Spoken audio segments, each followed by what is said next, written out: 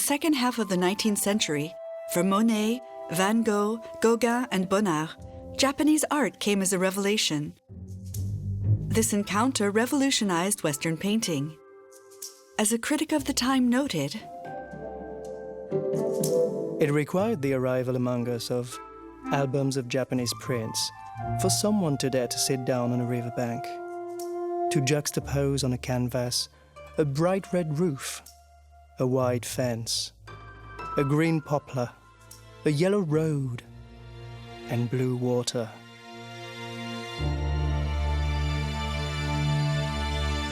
The Impressionists, followed by the avant-garde all over Europe, succumbed to this fashion, this passion, Japonism. In under 50 years, Japonism submerges all the arts, from painting to the decorative arts, and from opera to dance.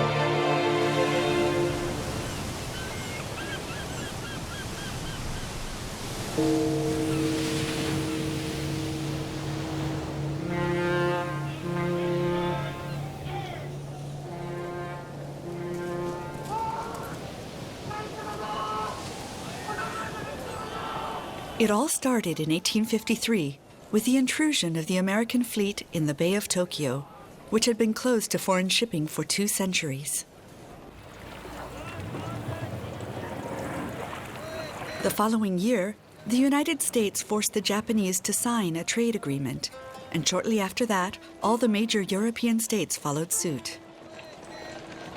Trade developed, and lacquerware, porcelain, and prints started to flow into Paris.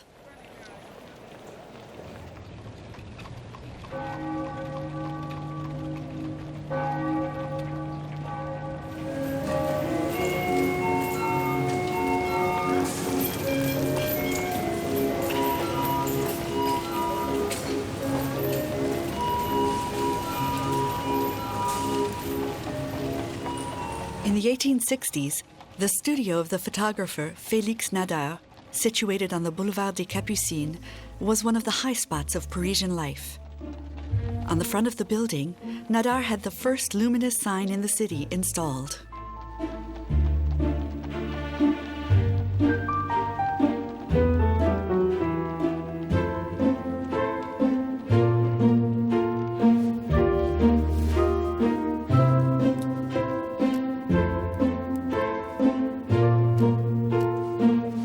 Charles Baudelaire, Sarah Bernhardt, and Alexandre Dumas all posed for Nadar, who was the most renowned portraitist in the city.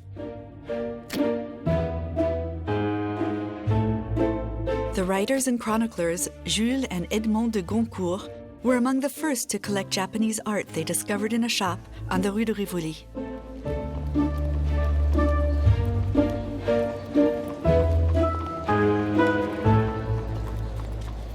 The other day I bought, at the Porte Chinoise shop, some Japanese drawings printed on a paper resembling cloth and which has the soft texture and the elasticity of wool. Never before have I seen such an extraordinary, admirable, and poetic art.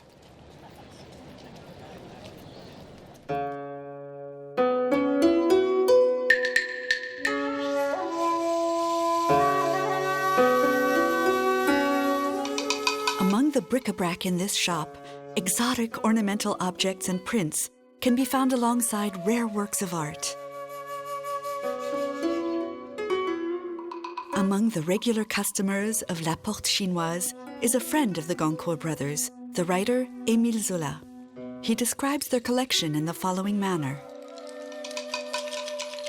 It feels as if one were in a small museum in front of museum showcases, shelves, and racks. I'll only give a brief inventory. Netsukis, these small, intricate, lifelike sculptures in ivory and wood, porcelain objects, vases, cups, and the sabres. Delightful little sabres, which could be called jewels of suicide. Lastly, in a showcase, bronze objects, rare pieces chosen by Edmond de Goncourt that have recently been shipped from the Far East in crates to France. In an accumulation of objects and an excess of refinement, the Goncourt's showcases resemble those of the rich collector Clémence d'Ennery. The entire Parisian artistic and political elite, from Gounod to Gambetta, frequents Madame d'Ennery's townhouse and marvels at these Japanese art objects.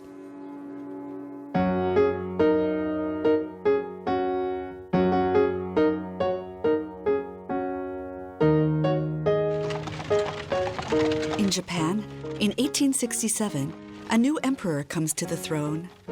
This marks the beginning of the Meiji era.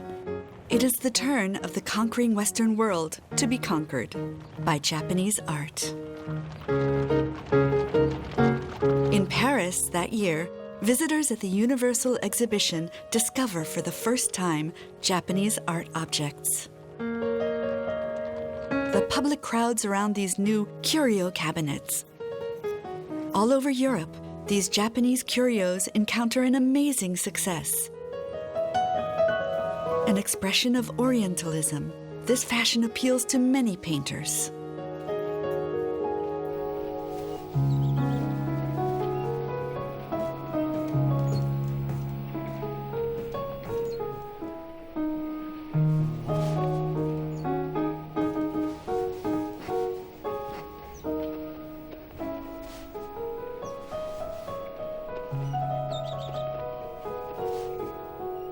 In Brussels, London, and Paris, the bourgeoisie becomes enamored of the exotic paintings signed by artists such as James Tissot, Alfred Stevens, and John Singer Sargent. Japan fires the imagination of the Europeans. The figure of the geisha becomes a symbol of this dream country. Portrayed everywhere, this inaccessible and voluptuous figure inhabits the fantasies of the Western bourgeoisie.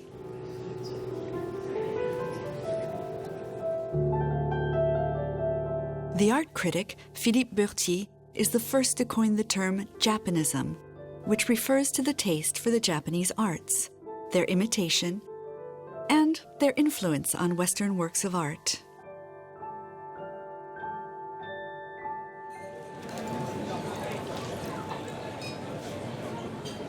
This fashion, however, arouses a great deal of criticism. An article in Le Figaro reads as follows. Japonism is indeed more than a fad.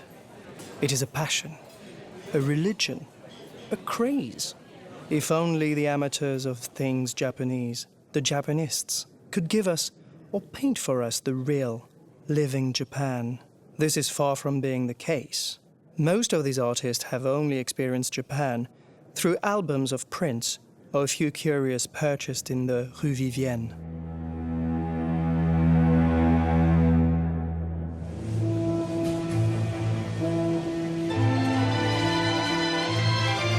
This craze for Japan doesn't only affect painters.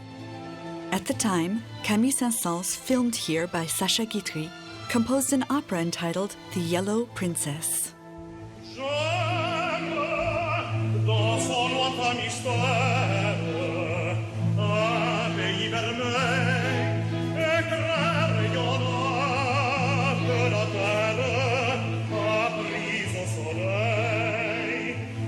This was the first time in France that a work of music evoking Japan, or more precisely, its representation, was composed.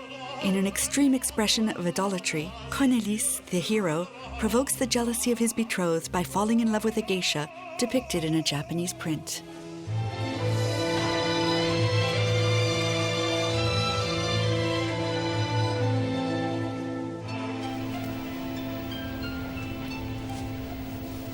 In Nadar's studio, Edouard Manet has his portrait taken. The painter has become famous, is hated by the old guard, and celebrated by the modernists.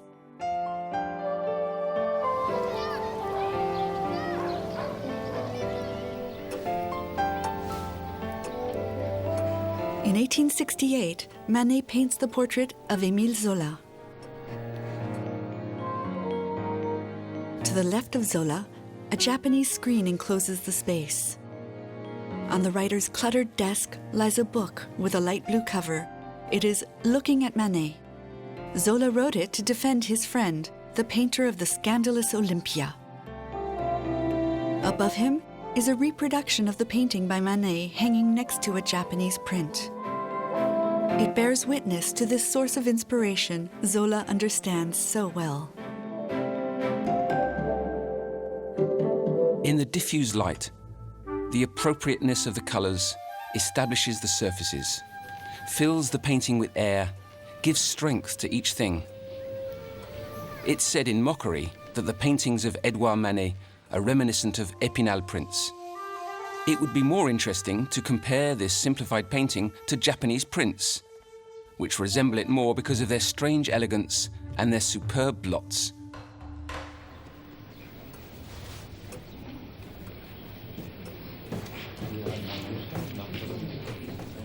In a painting entitled A Studio at Les Batignolles, the painter Henri Fontaine-Latour depicts a group of young artists with innovative ideas. We recognize Pierre-Auguste Renoir in the painting, and at the back on the right, Claude Monet. They are observing their elders, Manet in front of his easel and Émile Zola. To the left of Manet, Fontaine-Latour has represented two possible influences for these avant-garde painters: a plaster cast of the goddess Minerva representing antiquity, and next to it, a Japanese stoneware pot evokes this art from a distant land representing novelty. Renoir, Degas, Monet, and all those who were referred to at the time as the Batignolles group admire antiquity, but can no longer suffer those who have enshrined it. The proponents of official art focus their attentions on subjects from the past. In reference to a battle painted by Ernest Meissonier, Manet says in irony, It's really good. Everything is in steel except the breastplates.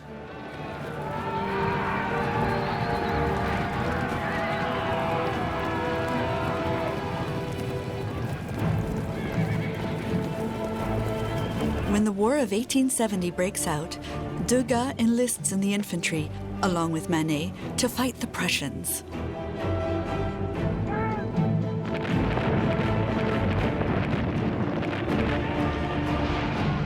The Franco-Prussian War ends in defeat at Sedan. On September 4th, 1870, the Second Empire falls and is replaced by the Third Republic.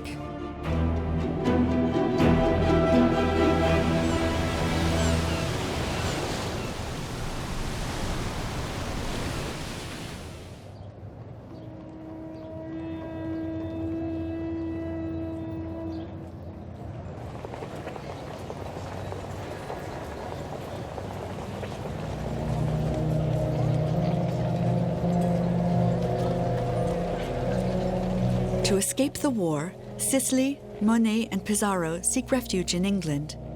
They discover London and its fog.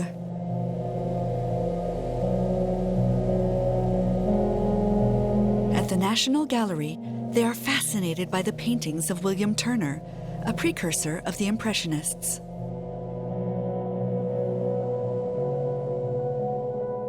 Monet frequents Whistler's studio. This dandy studied painting with him in Paris. He collects Japanese art, which influences his work.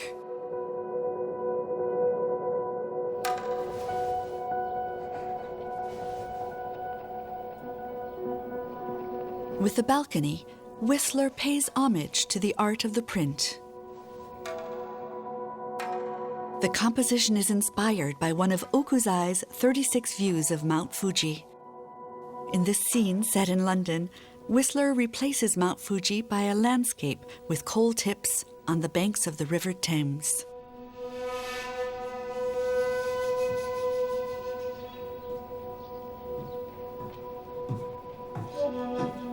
It is in Whistler's studio that Monet meets up again with Théodore Duret, one of the few art critics to defend the painters of the Batignolles group. Duret is painted here by Whistler holding a Japanese fan. In 1871, Duret and his friend, the banker and art collector Henri Cernuschi, leave London to go on a world tour.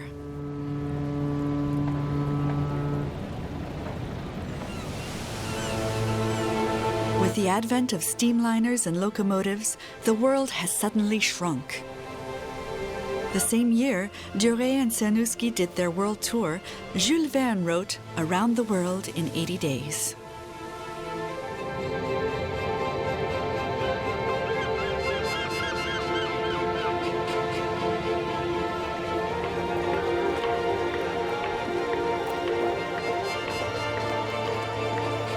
In Yokohama, Théodore Duret wrote in his diary, "To the perfectly understandable pleasure at entering the port is added the joy of finally arriving in this country, which verges on the fantastic, and that recent political events and the new means of locomotion have suddenly put within our reach. As soon as we disembarked, we started to buy curios. We had arrived at the right time to reap an incomparable harvest." In just a few weeks, Duret and Cernuschi gather close to 4,000 works of art, porcelain pieces, paintings, prints, and even a sculpture weighing several tons, the Buddha of Meguro. Cut up in pieces and dispatched to Paris, the Buddha is placed in the middle of Henri Cernuschi's townhouse, which becomes a museum soon afterwards. During their trip, Henri Cernuschi and Théodore Duret develop a keen taste for the art of the Ukiyo-e print, which means image of the floating world.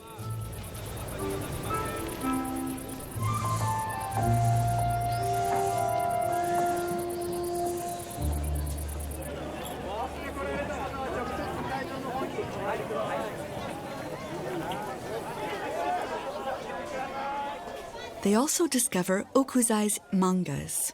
These collections of expressive drawings depicting scenes from everyday life reveal a Japan far removed from the one portrayed in Western clichés. At every moment, in the gaits, gestures, and facial expressions of Hokusai's characters, I find that he has admirably understood, captured, and rendered the people I rub shoulders with in the streets here.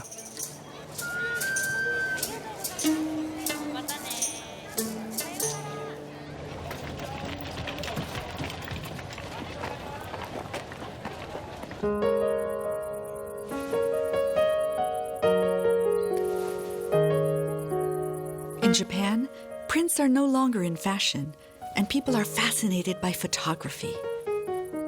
Paradoxically, this new art portrays the image of a Japan of the past, that of the masters of ukiyo-e. The photos of Felice Beato, an Italian who moved to Yokohama, contribute to spreading this idealized vision of Japan.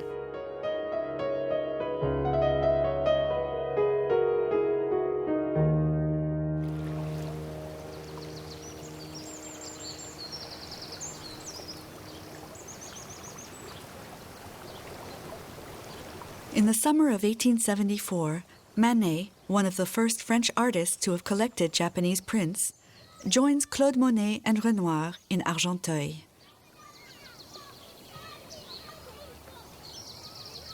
This is where he paints, boating.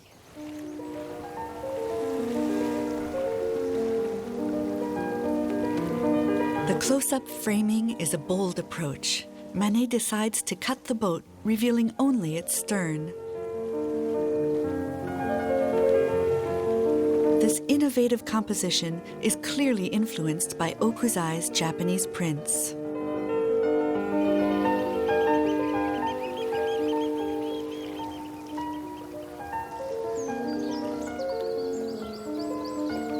Claude Monet, who was also a collector of Japanese art, seeks to reproduce the vision of nature of these print artists. he sets up a boat studio to immerse himself in nature. I want to paint the air surrounding the bridge, the house, and the boat. The beauty of the air around them, and this is nothing short of impossible.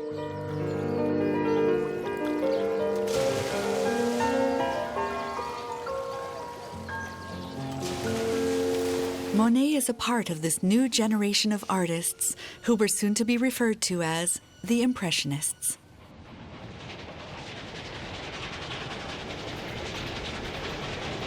Determined to break with academic art, they want to leave the studio to paint in the open air.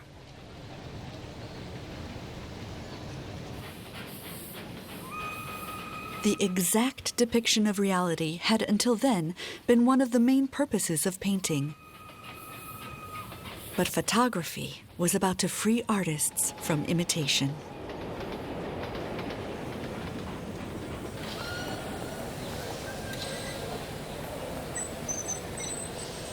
These artists reject the conventions accumulated over centuries.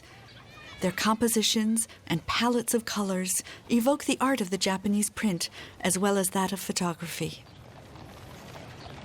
In fact, it is in the studio of the photographer Nadar that the Batignolles group organized their first exhibit in April 1874.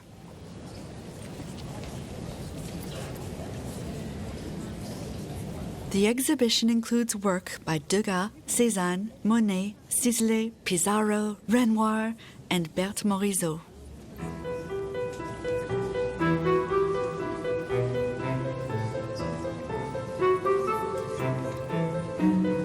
Aesthetes, socialites, and people who are simply curious come to the studio.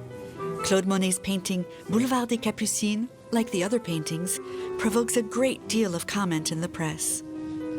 The satirical journal Le Charivari imagines a dialogue between visitors shocked by the painting. Ah, it's quite a success. Now that's an impression, if I'm not mistaken. But could you tell me what those many tiny black brush strokes at the bottom of the canvas are supposed to be? They are strollers, I answered. So that's what I look like when I stroll down the Boulevard des Capucines? Blood and thunder! Are you making fun of me?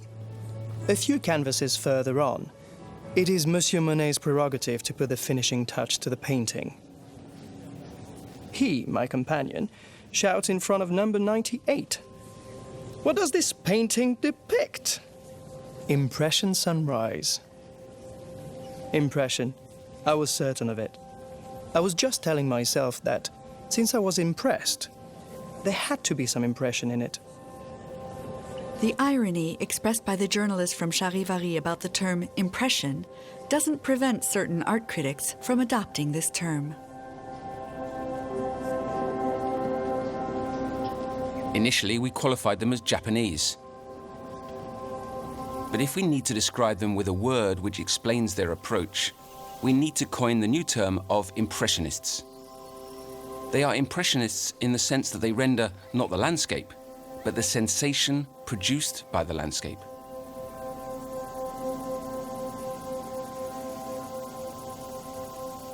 The group that Degas had boldly called the Intransigeants no doubt inherited a better name, but that is all they obtained from this exhibition.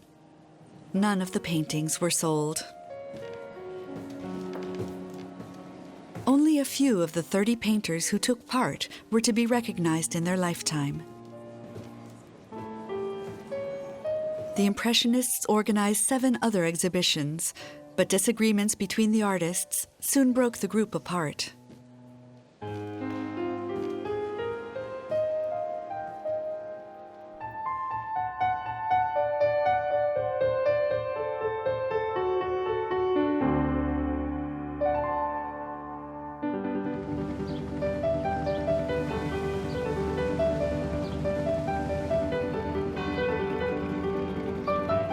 In 1876, the German art dealer Siegfried Bing opens a gallery under the name L'Art Japonais.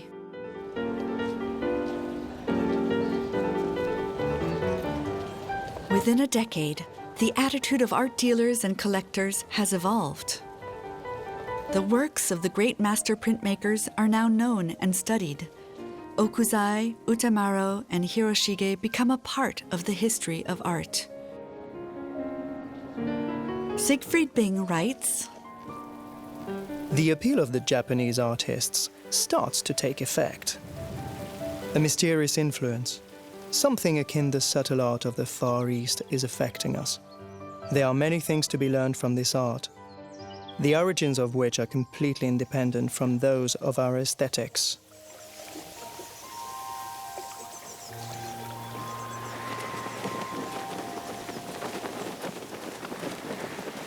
Just like Siegfried Bing, Émile Guimet, a rich industrialist from Lyon, is convinced that Japonism is much more than just a fashion. He believes it offers an opportunity for a regeneration of Western art and ideas.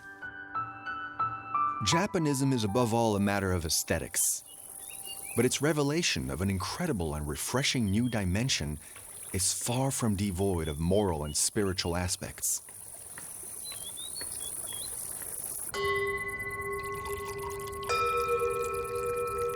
In 1876, Émile Guimet visits Japan. Accompanied by the painter Félix Régamey, he studies Japanese culture and religions and assembles the collections for what later becomes his museum.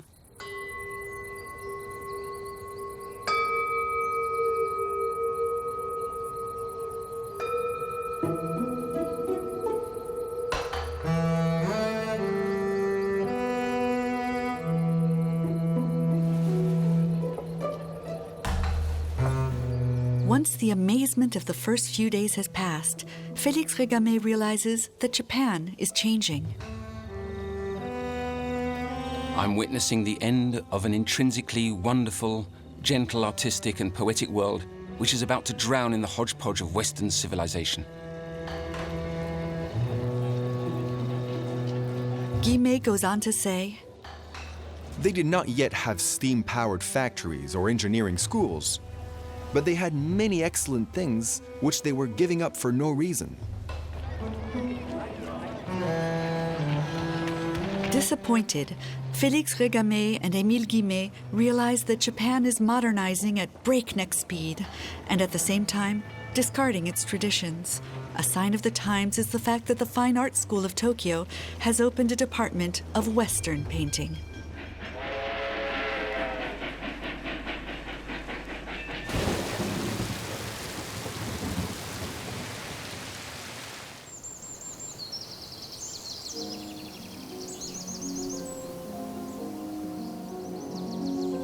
In 1883, Monet moves to Giverny. His house, with colorfully painted walls, is where he hangs his collection of Japanese prints and where their influence grows in his work.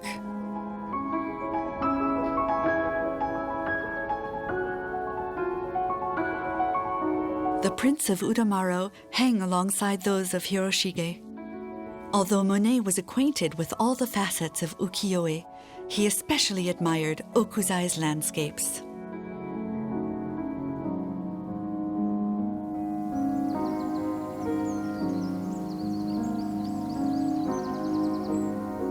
Monet's garden also reveals his passion. The painter even had a Japanese bridge built over the famous water lily pond.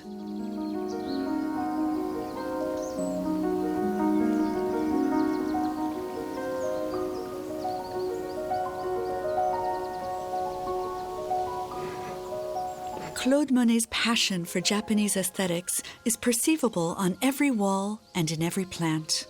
Chrysanthemums, irises, and peonies splash their colors on the canvases, as noted by the critic Theodore Duret. Claude Monet, among our landscape painters, was the first to dare to go so far in his colorations. And it is through this that he inspired the most mockery, because the lazy European eye perceived the range of realistic and delicate colors used by Japanese artists as daubings.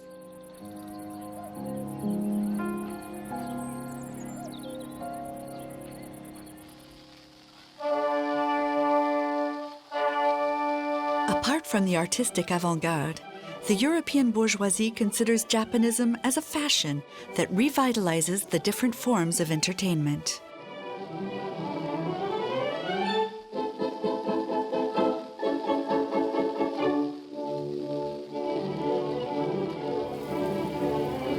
In London, people attend the operetta The Mikado to delight in Gilbert and Sullivan's melodies and laugh wholeheartedly at the strange and charming Japanese customs.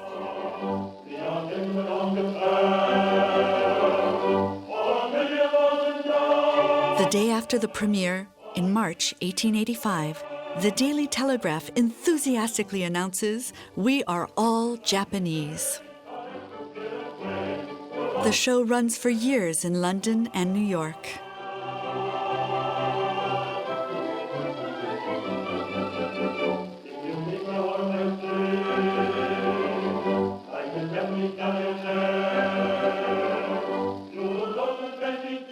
One might consider this operetta as futile.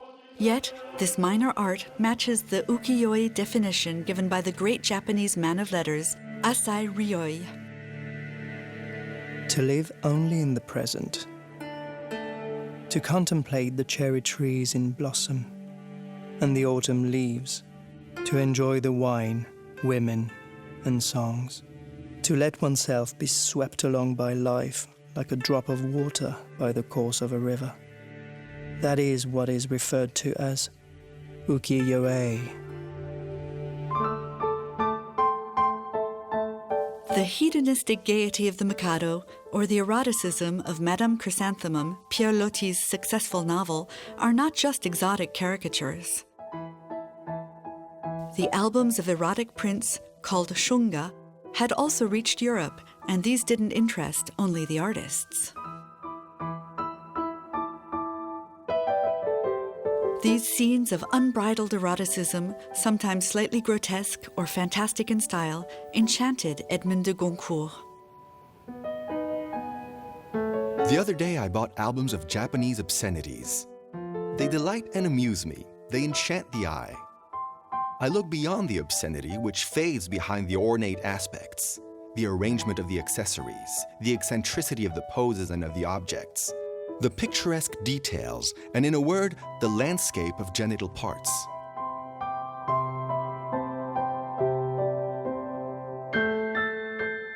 There are no taboos in these prints, which, unlike the erotic drawings in Europe at the time, show women enjoying sex like the men. All of this bears witness to the manner in which the Japanese of old delighted in the erotic feast.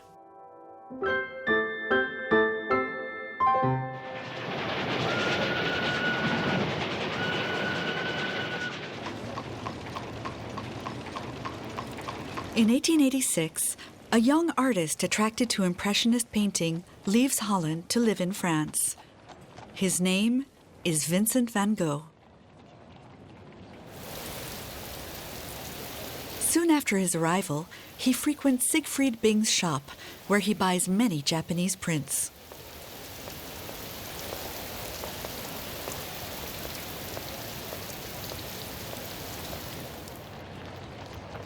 Van Gogh regularly frequents the Tambourin, a cafe also patronized by artists and writers. There, he meets Paul Gauguin, who has recently participated in the latest Impressionist exhibition alongside a new generation of painters.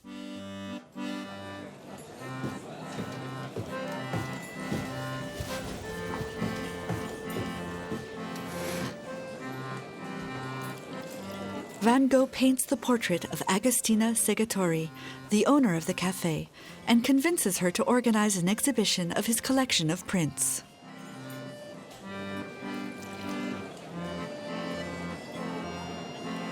It is in this setting that Van Gogh painted the portrait of Père Tanguy, the seller of paint colors who supplied most of the Impressionists.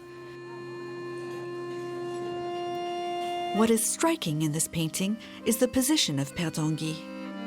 Van Gogh not only pays tribute to this color grinder, he portrays him as a wise old Japanese man or a kindly Buddha.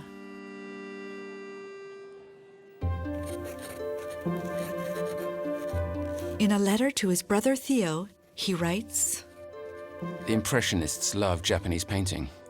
They felt its influence. So why not go to a country that will be our Japan, to the south of France? I believe the future of modern painting is in the south." In 1888, Van Gogh moves to Arles to live out his Japanese dream. My dear Theo, here the trees in the snow with the white peaks and a sky as luminous as ice were like the winter landscapes painted by the Japanese.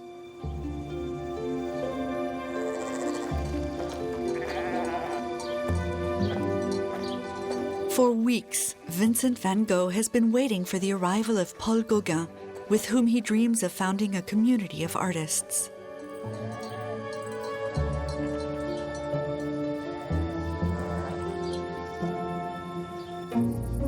But Paul Gauguin's stay in Arles will be short. The painter does not think much of their ascetic community and is concerned about the mental health of his friend, painted here hard at work.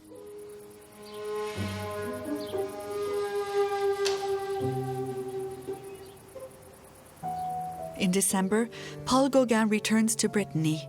The next day, Van Gogh cuts his ear. Gauguin never believed in this Japanese South that was so dear to Van Gogh. It was in Pont-Aven that his Japanese inspiration expressed itself fully. The vision after the sermon establishes his break with Impressionism. The flat surfaces of color replace the brush strokes. Although nothing in the subject makes one think of Japan, the latter's influence is deep. Two different orders of scale and spaces feature in the painting. Gauguin boldly separates them with the diagonal of the trunk of the apple tree. The painting takes inspiration from a Hiroshige print while establishing the originality of the painter.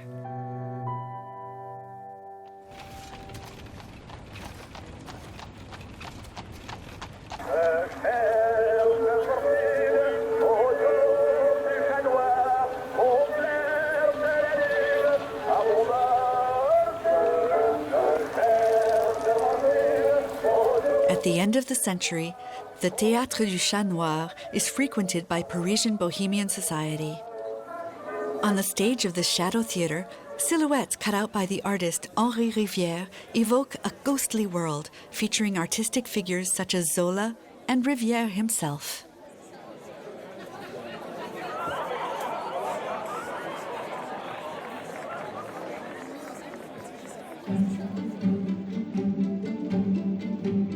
In 1888, Rivière works on his 36 Views of the Eiffel Tower, a tribute to the Eiffel Tower under construction and to Okuzai's 36 Views of Mount Fuji, of which he owns a print.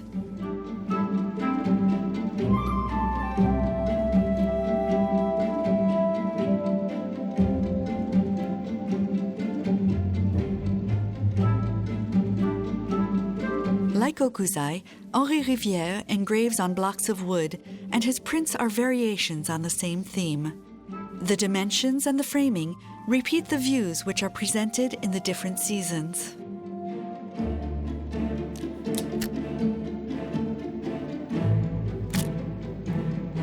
Unlike the Impressionists, who paint directly out in the open air, Henri Rivière prepares his prints with a camera. Cameras, which are now portable and affordable, have become the new sketchpad.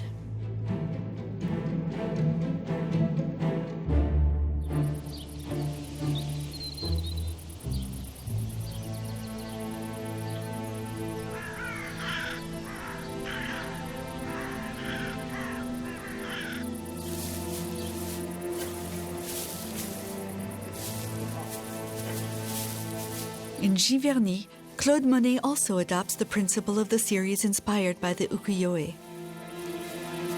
An admirer of Okuzai's 36 Views of Mount Fuji, he chooses a motif with a simple form.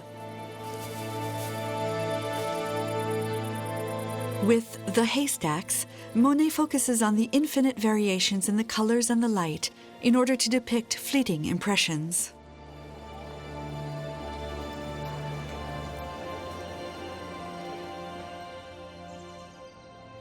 Monet's painting becomes closely associated with the series. In the 1890s, he chooses a motif, the colors of which change with the seasons and the reflections in the water.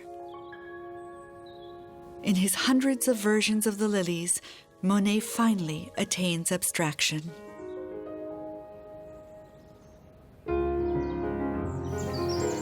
It took me a long time to understand my lilies. I cultivated them without thinking of painting them. A landscape doesn't penetrate you in one day. And then all of a sudden, the magic of my pond came to me as a revelation. I took up my palette, and since then, I have had no other model.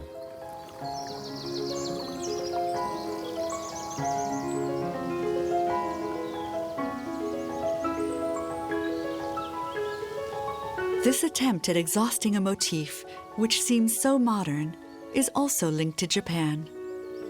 Capturing the beauty of the moment is to accept its fleeting nature. As he advances in age, Monet develops a vision of nature which is close to Shintoism, a religion that exists only in Japan.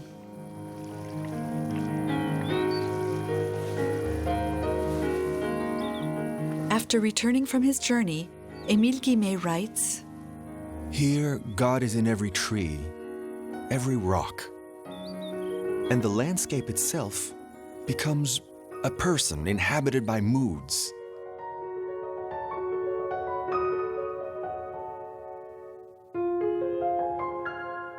In 1891, in Le Japon Artistique, a journal published by Siegfried Bing, an article sings the praise of the aesthetic revolution inspired by Japonism. The influence of the Far East shines forth with the brutal, rigorous evidence of the fait accompli, an influence which is more decisive than any other, and which may possibly only be compared with the influence of antiquity at the time of the Renaissance.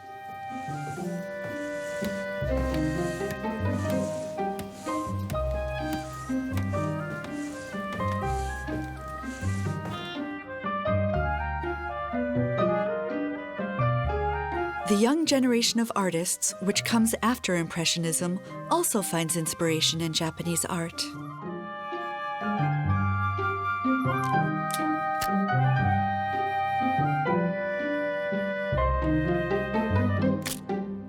In the last years of the century, Maurice Denis, Félix Vallotton, and Pierre Bonnard defend a spiritual vision of the world and turn their backs on realism. To underscore their intention to renew painting, they call themselves the Nabis, from the term Nabi, which means prophet in Hebrew. Pierre Bonnard, nicknamed by his friends Bonnard le Japonard, adopts the representational codes of the Ukiyo-e, convinced it is possible to bring about an emotion without using volumes and perspective. I had understood, when seeing these simple, popular images, that color could, as it does here, express everything without the need for relief or contour. I realized it was possible to render light, form, and character simply with color. For his Women in the Garden, he uses the vertical format of the traditional painted silk roll, the kakemono. His female figures float in a space which is a reference to the Japanese print, but the style and the world depicted are of his own inspiration.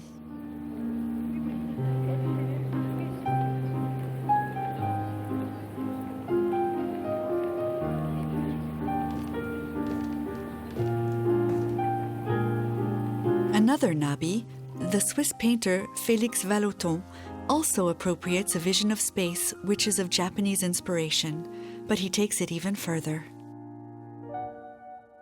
In the waltz, the interlaced couples form sinuous ellipses.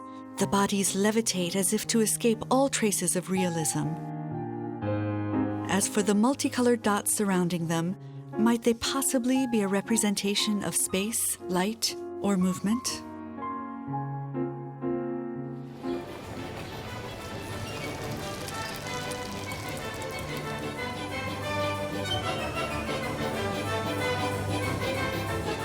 Henri de Toulouse-Lautrec, another fervent Japanist, takes inspiration from the art of the print to create a body of work essentially dedicated to Parisian nightlife, from the cabarets in Montmartre to the brothels and other places of pleasure.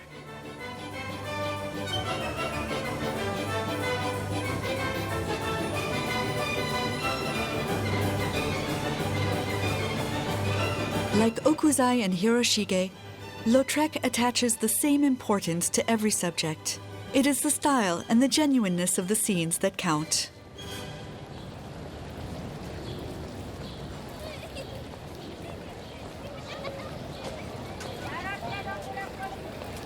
In the Europe of the end of the 19th century, avant-garde artistic movements seek to break away from the traditional order which separates the fine arts from the decorative arts.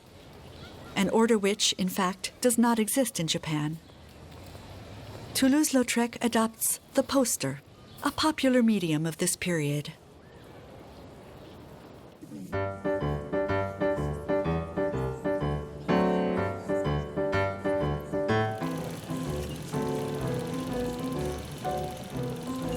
In 1895, Nadar shuts down his studio on the Boulevard des Capucines.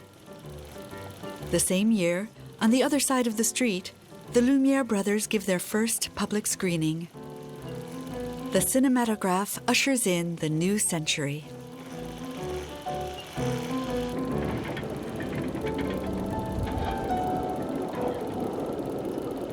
On April 15, 1900, the Universal Exhibition opens.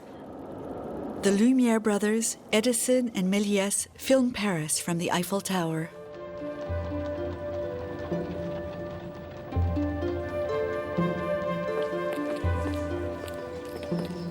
The theme of the exhibition is a review of the past century, but above all, the focus is on innovation as exemplified by the pavement of the future, which effortlessly conveys visitors along the esplanade of the Invalides.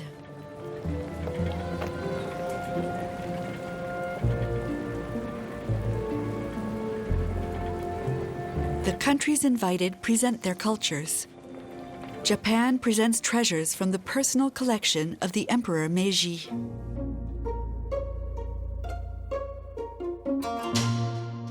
Japanese art enters the museums.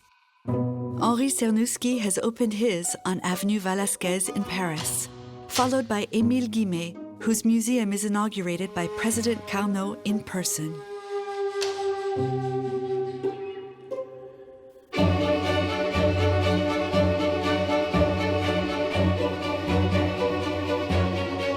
On the occasion of the Universal Exhibition, the American dancer Loie Fuller dances in The Geisha and the Knight, a show performed by Japanese actors. In the words of Jean Cocteau, Loie Fuller appeared on stage like an orchid of light and fabric.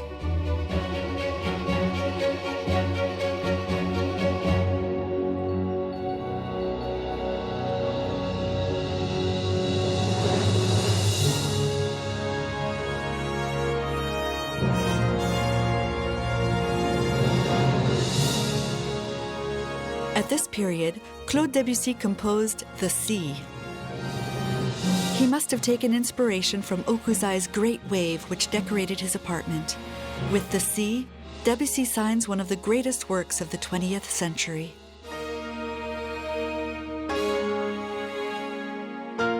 Japanist in its evocation of nature, The Sea is qualified by some as impressionist music.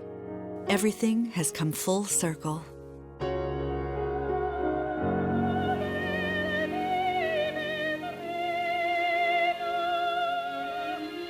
In the beginning of this new century, Japonism is at its apex. Like a wave, it has submerged all the arts, from painting to the decorative arts, as well as opera, dance, and even cinema.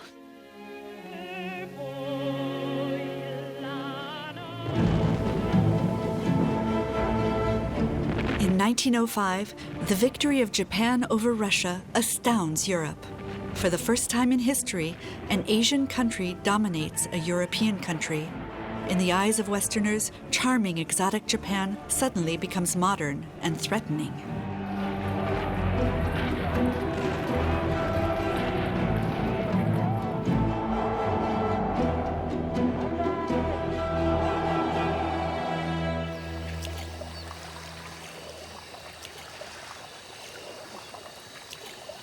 Japan continues to influence Western decorative arts and painting, but the European avant-garde has already turned its attention elsewhere.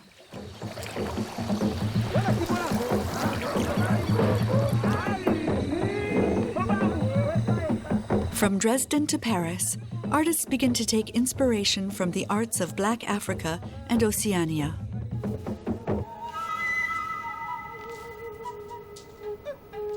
In 1907, Pablo Picasso paints Les Demoiselles d'Avignon, a painting symbolizing the new primitivism. This aesthetic breakthrough introduces a radical new vision of the world, one in which the West is no longer the center of the world. Could this be the great lesson learned from Japonism?